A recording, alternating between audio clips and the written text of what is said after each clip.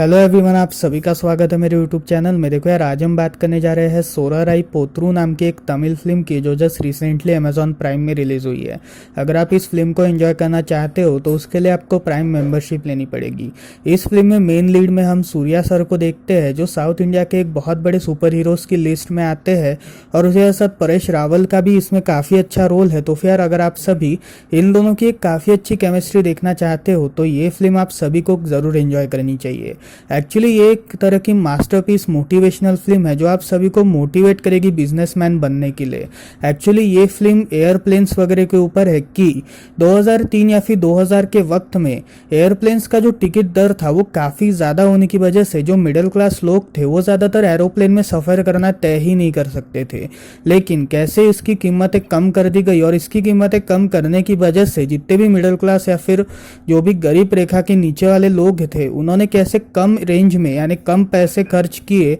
एक अच्छी फ्लाइट का मजा लिया, इसी के ऊपर इस कंप्लीट फिल्म को लिखा गया है। तो आप सभी अगर इस फिल्म को एक बार वॉच करोगे तो मेरी ऐसी गारंटी है कि आप सभी लोग इस फिल्म को जरूर पसंद करोगे। ये 2-2.5 घंटे की फिल्म है, जिसकी वजह से आप सभी को ये फिल्म काफी ज्यादा पसंद आने वाली है। सो आज मैं आपको इसके कंप्लीट स्टोरी और एंडिंग के बारे में बताऊंगा, और उसी के साथ आपको ये भी बताऊंगा कि इस फिल्म में आप क्या क्या देख सकते हो। सो वीडियो का एंड तक देखते रहिएगा ताकि आप इस कंप्लीट फिल्म को समझ सके, और उसके साथ वीडियो को लाइक करके चैनल को सब्सक्राइब भी कर दीजिएगा। So without wasting any time let's start this video. तो इस कंप्लीट स्टोरी की शुरुआत में हम एक फ्लाइट टेक ऑफ सीन को देखते हैं, जहां पर एक फ्लाइट हवा में ही उड़ रही थी, और तभी उस फ्लाइट के जो पायलट्स थे उन्हें ये बात पता चलती है कि उस प्लेन में फ्यूल काफी कम है, जिसकी वजह से उन्हें कैसे न कैसे कर एक इमरजेंसी लैंडिंग करनी पड़ेगी, क्योंकि उनका जो रनवे था वहां तक वो लोग पहुंच नहीं सकते थे। और तभी इस कंप्लीट प्लेन के जो ऑपरेशन हेड थे, उनका नाम था मारा, जो अपने एक दोस्त के साथ मिलकर उस प्लेन का पीछा करने जाते हैं ताकि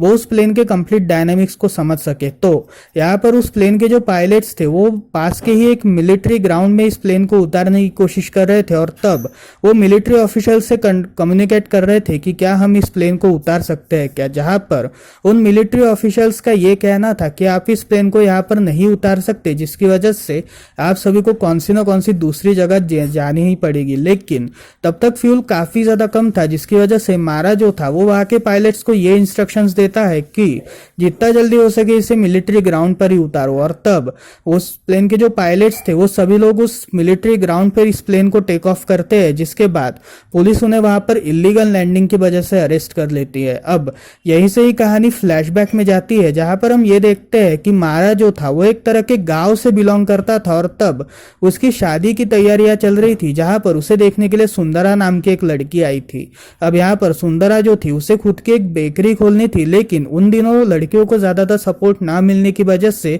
उसके जो पेरेंट्स थे वो चाहते थे कि वो पहले शादी कर ले, उसके बाद उसे जो भी करना है वो कर सकती है, जिसकी वजह से वो मारा से शादी करने के लिए तैयार थी। और जब वो मारा से मिलने जाती है तब वो ये देखती है, वो और उसके परिवार वाले, कि मारा की फाइनेंशियल कंडीशन इतनी ज्यादा अच्छी नहीं है, जिसकी वजह से वो ये चाहते थे कि किसी दूसरे लड़के को सुंदरा का हस्बैंड बनाया जाए। लेकिन यहाँ पर मारा जो था वो सुंदरा को अपनी आप बीती बताते हुए ये कहता है कि कुछ समय पहले मेरे जो फादर थे वो एक तरह के टीचर थे, और उन्होंने ही मतलब उन्हीं के आंदोलन की वजह से, यानी उन्होंने जो सत्याग्रह वगैरह किया था उसकी वजह से ही हमारी गांव में बिजली आना स्टार्ट हो चुकी थी, और 24 घंटे पानी भी आना स्टार्ट हो चुका था। लेकिन हमारे गांव में ट्रेन सर्विसेज ना होने की वजह से मेरे जो फादर थे वो हमेशा ये चाहते थे कि हमारे गांव में ट्रेन का आना जाना चलता रहे, क्योंकि अगर ट्रेन आना जाना चलता रहा तो हम इस गांव से दूर जाकर कहीं ना कहीं तो भी पढ़ सकते। और तब मारा जो था वो एक्चुअली एक तरह के आंदोलन में बिजी था, जो इसी ट्रेन को आने जाने के काम के लिए लगा हुआ था। और तभी उसके जो फादर थे वो उसे इस आंदोलन करने से रोकना चाहते थे, क्योंकि इससे वायलेंस काफी ज्यादा क्रिएट होता था। और तब मारा जो था वो अपने फादर पे थोड़ा बहुत गुस्सा करते हुए ये कहता है कि आपकी अहिंसावादी सोच से ही ये पूरी प्रॉब्लम्स क्रिएट होती है, जिसकी वजह से कभी भी अहिंसावादी सोच बिल्कुल नहीं रखनी चाहिए। और तब मारा के जो फादर थे वो उसे एक स्लैप करते हैं, जिसके बाद मारा उन्हें टॉन्ट करते हुए ये कहता है कि आपने मुझे स्लैप किया, जिसकी वजह से आप खुद के ही उसूलों को नहीं नहीं, मतलब खुद के ही उसूलों को आप नहीं पाल रहे हो, जिसकी वजह से उसके फादर जो थे वो उससे माफी मांगते हैं और तब फादर और बेटे के बीच के रिलेशनशिप थोड़े बहुत कड़वाहट से बढ़ जाते हैं। जिसके बाद मारा जो था वो एयरफोर्स ज्वाइन करने का डिसाइड करता है, क्योंकि उसे बचपन से ही एरोप्लेन्स वगैरह से काफी ज्यादा लगाव था और तब वो एयरप्लेन्स वगैरह का कोर्स पार करके वो एयरफोर्स ज्वाइन कर लेता है, जहां पर उसकी ट्रेनिंग के दिनों के वक्त वो काफी अच्छे तरीके से ट्रेनिंग कर रहा था और उसकी एक टीम भी बन चुकी थी, जहां पर उसकी टीम में काफी होनहार लोग थे। और तभी हम ये देखते हैं कि मारा जो था वो अपनी माँ से कम्युनिकेट करता था, लेकिन वो उसके फादर से बात नहीं कर पाता था अंडर सम सर्कमस्टेंसेस, क्योंकि उनके इसमें एक रूल्स थे कि आप अपने परिवार वालों से केवल सिर्फ 3-4 मिनट तक ही बात कर सकते हो, उसके अलावा आप नहीं बात कर सकते। जिसकी वजह से मारा अपने फादर से कभी भी बात नहीं करता था और कुछ तो भी पर्सनल रीजंस होने की वजह से उसने एयरफोर्स को छोड़ दिया था। अब यहाँ पर सुंदरा जो थी वो उससे ये पर्सनल रीजंस पूछती है, लेकिन मारा ये बताने से इनकार कर देता है, जिसकी वजह से अगले दिन सुंदरा उसे ये ऑफर करती है कि अगर तुम तुम्हारे एयरप्लेन के ऑफर को सक्सेसफुल कर लोगे, क्योंकि उसे एक एयरप्लेन का बिजनेस खोलना था, तो अगर तुम अपने एयरप्लेन के बिजनेस को सक्सेसफुल कर लोगे तो शायद से मैं तुमसे शादी करने का विचार कर सकती हूँ, और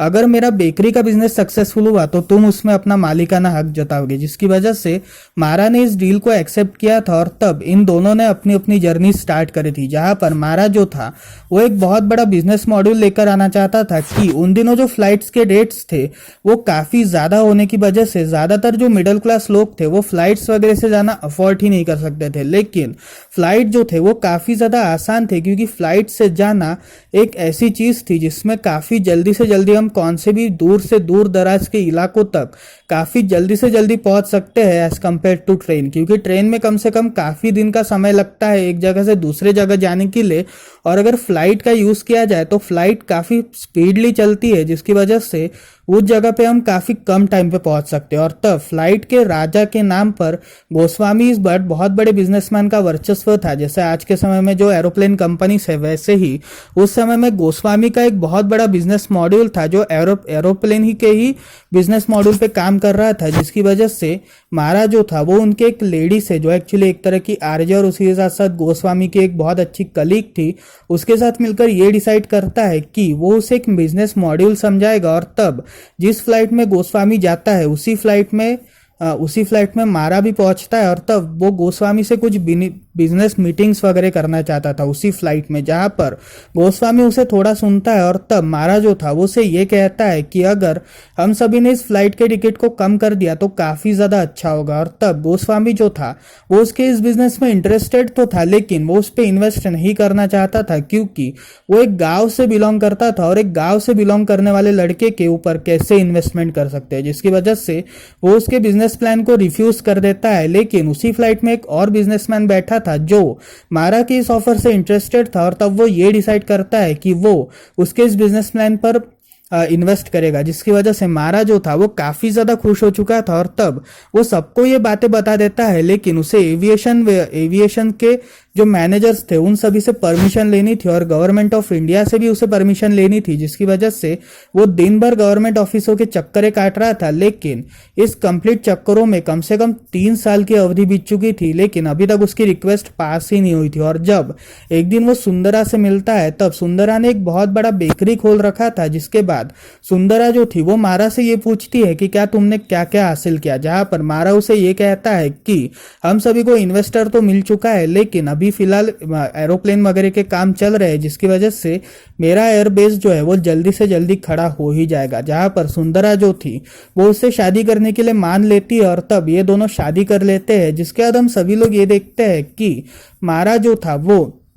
उस बिजनेसमैन के साथ मिलकर, मतलब जिस बिजनेसमैन ने उसके कंपनी में इन्वेस्ट करने का डिसाइड किया था, उस बिजनेसमैन के साथ मिलकर वो बाकी बोर्ड मेंबर्स को भी अपना पूरा प्लान समझाता है, जहां पर बाकी के बोर्ड मेंबर्स भी उसके प्लान से काफी ज्यादा इंप्रेस्ड हो चुके थे और इसी इंप्रेशन की वजह से वो सभी उसके बिजनेस में इन्वेस्ट करना चाहते थे। लेकिन अभी तक उसे गवर्नमेंट ऑफ इंडिया की तरफ से कोई लाइसेंस वगैरह न मिलने की वजह से वो अभी तक वेट कर रहा था और तभी उस आरजे की मदद लेकर वो प्रेसिडेंट ऑफ इंडिया जो उस समय APJ Abdul Kalam president of India थे, तो वो उनसे मिलने की कोशिश करता है, जहां पर उसके सिक्योरिटी गार्ड उसे रोकने की कोशिश करते हैं। लेकिन एपीजे अब्दुल कलाम सर जो थे वो उसे मिलते हैं, और तब वो एपीजे अब्दुल कलाम सर को ये बात बताता है कि कुछ समय पहले जब वो एयरफोर्स में था तभी उसके फादर को एक बहुत बड़ा हार्ट अटैक आया था, और उसकी जो मदर थी वो उसे बुलाना चाहती थी, बट कुछ फ्लाइट्स के कमी की वजह से, यानी फ्लाइट्स के टिकट के रेट्स हाई होने की वजह से वो पहुंच नहीं पाया, और जब वो ट्रेन पकड़ के अपने घर पे पहुंचा तब तक उसके फादर मर भी चुके थे, जिसकी वजह से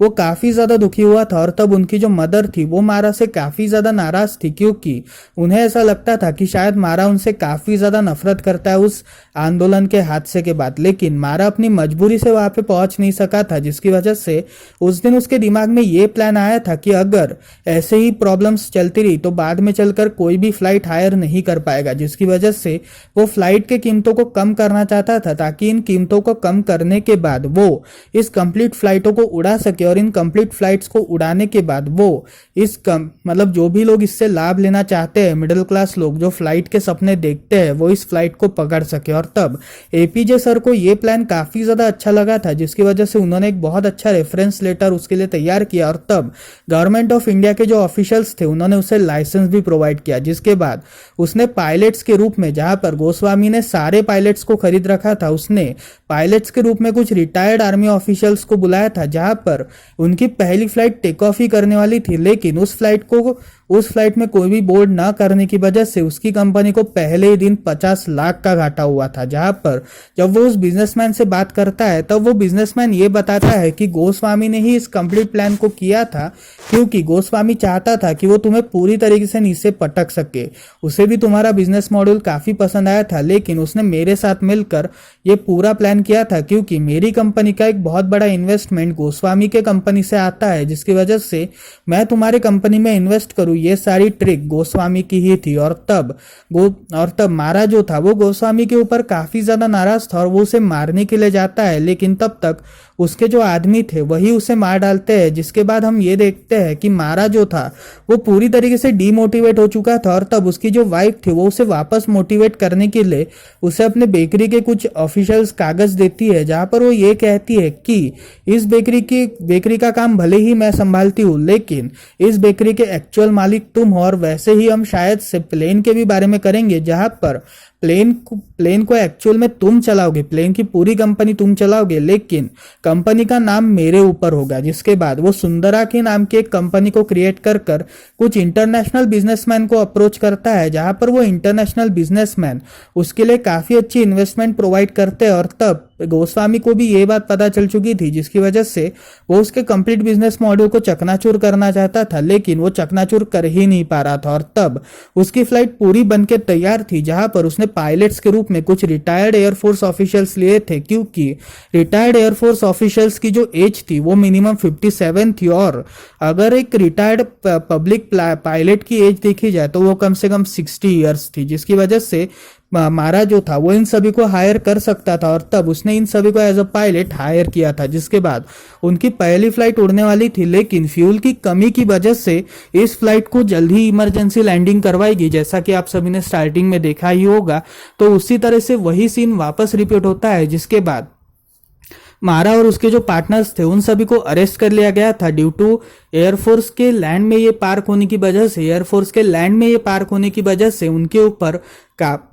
काफी सारे चार्जेस थे, और तब उन्हें एयरफोर्स कोर्ट में रखा गया, जहां पर एयरफोर्स कोर्ट के जो कमांडर थे वो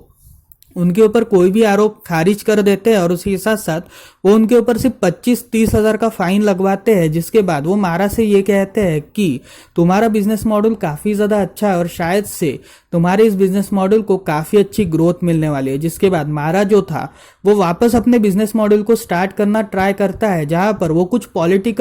पॉलिटिशियंस की हेल्प लेता है, और तब पॉलिटिशियंस की हेल्प लेने के बाद वो सबसे पहले इस प्लेन को उड़ाने जाता है, जहां पर इस प्लेन की पहली फ्लाइटिंग के ही दिन में ये प्लेन पूरी तरीके से क्रैश हो चुका था। भले ही उसने पूरी तरीके से क्रॉस चेक कर लिया हो, लेकिन फिर भी ये प्लेन पूरी तरीके से क्रैश हो चुका था, जिसकी वजह से पॉलिटिशियंस भी अब उसका साथ देने से इनकार कर देते हैं, और तब पूरी जो मीडिया थी वो भी सब उसके खिलाफ हो जाती है, जिसकी वजह से मारा और भी ज़्यादा डीमोटिवेट हो जाता है। अब यहाँ पर मारा काफ़ी ज़्यादा डीमोटिवेट हो चुका था और काफ़ी ज़्यादा डिप्रेस्ड हो चुका था, और तभी उसे ये खबर मिलती है कि वो फादर बन चुका है, जहाँ पर उसे एक बेटी पैदा हुई है। जिसके बाद वो मोटिवेट होना चाहता था, और तब उसे एक बिजनेसमैन का कॉल आता है, जहाँ पर वो बिजनेसमैन उसके पार्टनर्स के साथ मिलकर, मतलब वो बिजनेसमैन मारा और उसके पार्टनर्स को बुलाता है, जहाँ पर वो उन्हें ये ऑफर प्रपोज करता है कि अगर तुम इसे 2 करोड़ में खरीदोगे तो काफ़ी ज़्यादा अच्छा होगा। जिसके बाद मारा जो था वो और भी ज़्यादा परेशान हो जाता है और वहाँ से अपने आप निकल जाता है। जिसके बाद उसके पार्टनर्स का भी उसके साथ झगड़ा हो जाता है, क्योंकि उसके पार्टनर से उससे ज़रा भी नहीं पूछा था, जिसकी वजह से उसके जो पार्टनर्स थे वो भी उससे दूर हो जाते हैं, और तब मारा जो था वो और भी ज़्यादा डीमोटिवेट हो जाता है। लेकिन यहाँ पर मारा को वापस उठ खड़ा होने में लोगों का काफ़ी ज़्यादा साथ मिलता है, क्योंकि जितने भी मिडिल क्लास कॉमनर्स लोग थे वो सब अभी भी मारा के ऊपर ट्रस्ट करते थे, जिसकी वजह से वो मारा के साथ खड़े होते। और तब मारा जो था वो एक रेडियो इंटरव्यू में सारी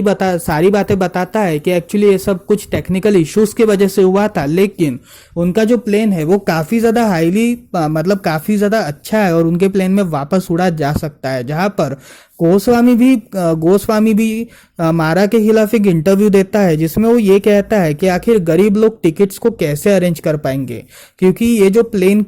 प्लेन का इन्वायरमेंट है वो सिर्फ अमीर लोगों को ही जचता है, ना कि गरीब लोगों को। जिसकी वजह से मारा और भी ज़्यादा नाराज़ हो चुका था, और तब वो ये डिसाइड करता है कि वो वापस इस प्लेन को खड़ा करेगा। लेकिन सबसे पहले वो पुराने क्रैश के बारे में पढ़ाई करता है, जिसमें उसे ये बात पता चलती है कि इस प्लेन के जो पायलट थे, एक्स पायलट, वही गोस्वामी के साथ मिले हुए थे। जहां पर मारा जो था वो उस पायलट को समझाता है, और तब वो जो पायलट था वो मारा की साइड लेते हुए उसके सारे आरोपों को खारिज कर देता है, जिसकी वजह से मारा के ऊपर जितने भी एलिगेशंस लगाए गए थे वो सारे एलिगेशंस पूरी तरीके से मिट चुके थे। और तब मारा जो था वो वापस इस प्लेन को उड़ाना चाहता था, जहां पर वो वापस इस सब की तैयारी करता है, और तब जितने भी टिकट्स थे वो बुक हुए ही नहीं, मतलब एंड मोमेंट में जितने भी टिकट्स थे वो सारे बुक हुए ही नहीं, और तब सिर्फ एक ही पैसेंजर उस प्लेन में था, जो कि थी उसकी वाइफ और उसकी बेटी। जिसकी वजह से मारा और भी ज्यादा परेशान हो जाता है। लेकिन तब तक उसका एक दूसरा पार्टनर आता है जो उसे ये समझाता है कि सॉफ्टवेयर ग्लिच की वजह से एक बहुत बड़ा जो टिकट होल्डिंग था वो पूरी तरीके से वैनिश हो चुका था, लेकिन हजारों और करोड़ों की बुकिंग हमारी इसमें हुई थी, जिसकी वजह से मिडिल क्लास लोग अभी भी मारा पर भरोसा करते थे। और तब मारा ने आने वाले फ्लाइट्स में काफी अच्छी तरीके से सॉफ्टवेयर ग्लिच को सॉल्व कर दिया था, और तब मारा ने काफी सस्ते इसमें फ्लाइट्स अरेंज करवाई थी, जिसकी वजह से मारा की हर कोई तारीफ कर रहा था और उसके बिजनेस मॉडल को काफी अच्छी तरीके से ग्रोथ मिल चुकी थी। और एंड में